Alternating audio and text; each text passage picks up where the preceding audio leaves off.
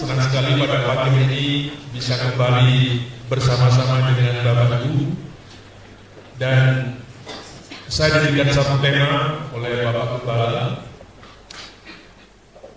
Saya memberikan judul Bangkit dari Tidur Rohani.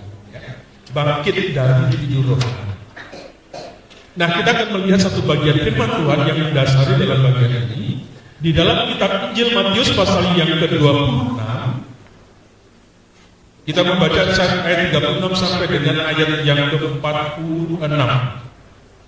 Injil Matius pasal yang ke-26 ayat 36 sampai 46. Demikian bunyi firman Tuhan. Silakan Bapak Ibu Saudara memperhatikan kitabnya masing-masing. Di Taman Getsemani. Maka sampailah Yesus bersama-sama murid-muridnya ke suatu tempat yang bernama Getsemani. Lalu ia berkata kepada murid-muridnya, "Duduklah di sini, sementara aku pergi ke sana untuk berdoa." Dan ia membawa Petrus dan kedua anak Zebedeus sertanya.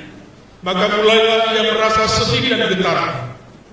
Lalu katanya kepada mereka, "Hatiku sangat sedih, seperti mau mati rasanya. Tinggallah di sini dan berjaga-jagalah dengan aku."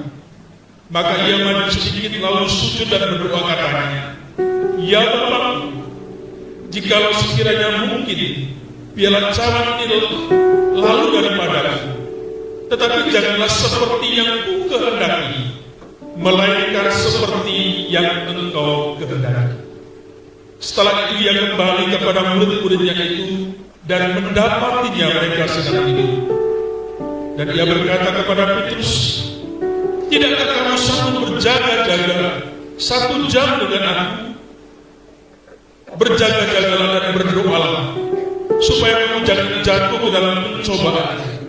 Roh memang menurut, tetapi daging lemah." Lalu ia pergi untuk kedua kalinya dan berdoa. Katanya, "Ya Bapakku, jikalau cawan ini tidak mungkin lalu, kecuali apabila aku meminumnya, jadilah kehendakmu." Dan ketika ia kembali pula, ia mendapati mereka sedang tidur, sebab mata mereka sudah berat. Ia membiarkan mereka di situ, lalu pergi dan berdoa untuk ketiga kalinya, dan mengucapkan doa itu juga.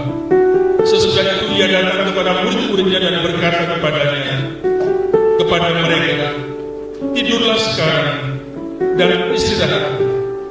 Lihat, saatnya sudah tiba bahwa Anak Manusia diserahkan